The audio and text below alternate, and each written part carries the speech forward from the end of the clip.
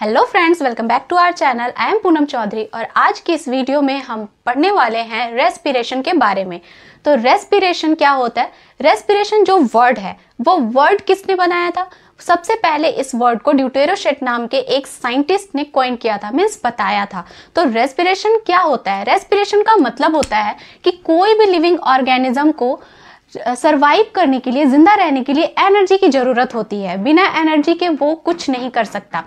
उस एनर्जी को कहाँ से वो ऑब्टेन करता है? तो उस एनर्जी को जो वो ऑब्टेन करता है वो by the process of breakdown of food. हमारे बॉडी में जो फूड होते हैं, मीन्स जो भी हम डाइजेशन के प्रोसेस में जो फूड खाते हैं, उस फूड को हम सॉल्युबल फॉर्म में कन्वर्ट करते हैं, एब्जॉर्बेबल फॉर्म में कन्वर्ट करते हैं। वो होता है हमारा glucose, fatty acid, glycerol, amino acid. तो ये सारे जो होते हैं, यही सारे बाद में ब्रेक डाउन होकर एनर्जी बनाते हैं। उनमें सबसे मेन जो आपका सबस्ट्रेट होता है, मीन्स कि जिसको हम सबसे पहले तोड़ते हैं और एनर्जी बनाते हैं, वो होता है ग्लूकोज। तो हर ऑर्गेनिज्म में ये ग्लूकोज जो होता है उसको ब्रेक करके और एनर्जी बनाया जाता है सेल के अंदर, क्योंकि हमारा बॉडी जो होता है वो सेल से बना है और हर एक सेल के अंदर ये प्रोसेस चलता है। तो क्योंकि ये हर एक सेल के अंदर ये प्रोसेस चलता है, इसलिए हम इसे कहते हैं cellular respiration. The process by which living organism obtain energy. Okay, energy को ऑब्टेन करने का जो प्रोसेस होता है वो पूरे प्रोसेस को हम कहते हैं रेस्पिरेशन। ओके, और ये जो एनर्जी हम बनाते हैं वो एनर्जी एक केमिकल के फॉर्म में होता है, जिसे कहते हैं एटीपी, एडिनोसिन ट्राइफॉस्फेट। ये एक केमिकल होता है जो कि बाद में हमें एनर्जी देता है। अब इसका जो इक्वेशन होता है वो क्या होता है? ग्लूकोज। और उसके लिए हमें इस ग्लूकोज को ब्रेक करने के लिए हमें चाहिए ऑक्सीजन, क्योंकि आप जानते हो किसी भी चीज को बर्न करने के लिए, जलाने के लिए, ब्रेक करने के लिए चाहिए, ऑक्सीडाइज करने के लिए चाहिए ऑक्सीजन। तो हमारे बॉडी के अंदर ये जो ग्लूकोज होता है ये एक सबस्ट्रेट है। सबस्ट्रेट मीन्स इसको हम बर्न करके एनर्जी बनाएंगे। जैसे बाइक को चलाना होता है तो उसके लिए हम उसके अंदर पेट्रोल डालते हैं, फिर वो पेट्रोल जो है वो बर्न होता है और एनर्जी मिलता है, जिसकी वजह से बाइक चलती है। तो उसी तरह हमारे बॉडी को चलाने के लिए इस ग्लूकोज को हम सबस्ट्रेट मीन्स फ्यूल के तौर पर यूज करते हैं। इस फ्यूल को जलाने के लिए ऑक्सीजन चाहिए। तो ये ग्लूकोज कहाँ से आता है? ये डाइजेशन के प्रोसेस से आता है हमारे बॉडी में। ओके, जब हम डाइजेशन करते हैं तो जितने कार्बोहाइड्रेट होते हैं वो ब्रेक होते हैं और ब्रेक होके सबसे सिंपलेस्ट फॉर्म मीन्स कि ग्लूकोज में कन्वर्ट होते हैं, और ये ग्लूकोज होता है सेल के अंदर। उसके बाद जब इसे ऑक्सीजन मिलता है, और ये ऑक्सीजन कैसे मिलता है? जब हम ब्रीदिंग करते हैं। तो ब्रीदिंग करते हैं तो एयर में जो ऑक्सीजन प्रेजेंट होता है वो ऑक्सीजन को हम इनहेल करते हैं, तो ये एयर से आता है।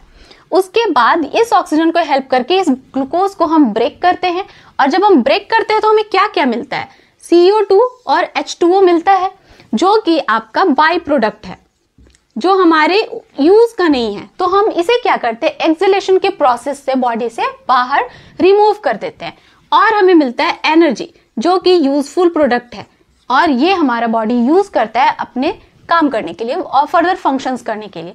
तो क्योंकि रेस्पिरेशन में ग्लूकोज जो हो रहा है वो ब्रेक हो रहा है, इसीलिए ये क्या है? एक कैटाबॉलिक रिएक्शन है।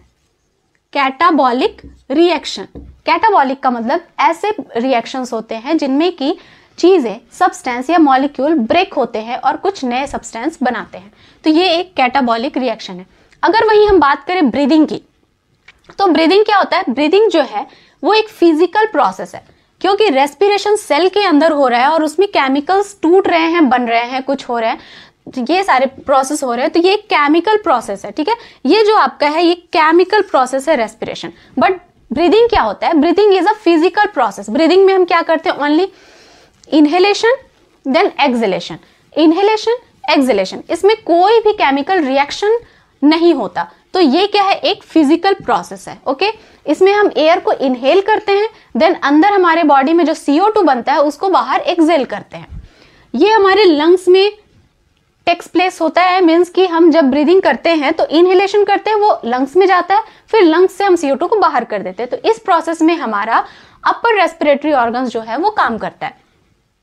उसमें अब इसमें क्या है? No ATP forms. ब्रीदिंग के प्रोसेस में कोई ATP का फॉर्मेशन नहीं होता, इसमें सिर्फ इनहेलेशन और एक्सहेलेशन का ही प्रोसेस होता है, और इसीलिए इसे हम एक्सटर्नल रेस्पिरेशन कहते हैं, क्योंकि ये सेल के अंदर नहीं होता, ये सिर्फ हमारे लंग्स में हो रहा है, इसलिए हम इसे एक्सटर्नल रेस्पिरेशन कहते हैं। ठीक है, अब क्या होता है, क्योंकि हमने देखा कि जो हमारे एनर्जी है वो एनर्जी बनता किस फॉर्म में है, केमिकल के फॉर्म में, और उस केमिकल को हम क्या कहते हैं, एटीपी।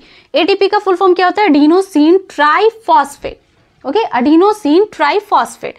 एडिनोसिन एक नाइट्रोजिनस बेस होता है। Okay, suppose that this is adenosine. ये एक ऐसा बेस है जिसमें कि नाइट्रोजन कंटेन होता है, तो नाइट्रोजिनस बेस है ये। ओके, ये हमारे डीएनए में भी पाया जाता है, तो ये नाइट्रोजिनस बेस है। अब इसमें क्या होता है, जैसे कि नाम है ट्राइफॉस्फेट, आप ये याद रखिए कि जो फॉस्फेट होता है वो बहुत एनर्जी वाला सब्सटेंस होता है। तो इसमें ट्राई लिखा है, मीन्स 3 फॉस्फेट जुड़े होते हैं, 1 2 3। ये 3 फॉस्फेट आपस में जुड़े होते हैं, एडिनोसिन ट्राइफॉस्फेट। ओके, और ये जो फॉस्फेट आपस में जुड़े होते हैं ना, इनके बीच में बहुत हाई एनर्जी बॉन्ड होता है। ठीक है, हाई एनर्जी बॉन्ड। ये बॉन्ड जब ब्रेक होते हैं तो उससे हाई एनर्जी निकलती है, और उसी एनर्जी को बॉडी फर्दर यूज करता है अदर फंक्शंस के लिए। ओके, तो जब भी हमारे बॉडी को एनर्जी की जरूरत होती है तो वो एटीपी में जो प्रेजेंट होता है फॉस्फेट, उस फॉस्फेट को ब्रेक करता है, और जब वो ब्रेक होता है, बॉन्ड जब ब्रेक होता है तो उससे हाई एनर्जी निकलती है, और उसी हाई एनर्जी को फिर हम यूज करते हैं। ओके, तो जब यहां से एक फॉस्फेट टूटेगा तो यहां पर क्या बचेंगे, 2 फॉस्फेट, तो उसको हम कहते हैं एडीपी। ओके, एडीपी का मतलब एडिनोसिन डाइफॉस्फेट, मींस जिसके अंदर 2 फॉस्फेट होंगे।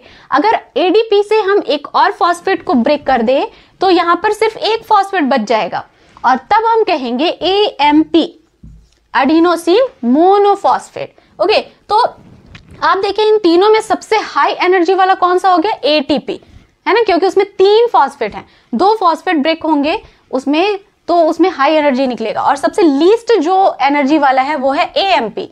ठीक है, अब इसीलिए क्योंकि ये एटीपी ही है जो कि हमें एनर्जी प्रोवाइड कर रहा है, इसलिए इस एटीपी को हम कहते हैं energy currency of the cell, energy currency of the cell. Okay, तो आई होप कि ये पूरा का पूरा लेक्चर आपको समझ में आ गया होगा। अगर समझ में आ गया तो please hit the like button and do subscribe my channel. मिलते हैं नेक्स्ट वीडियो में, तब तक के लिए bye bye and take care.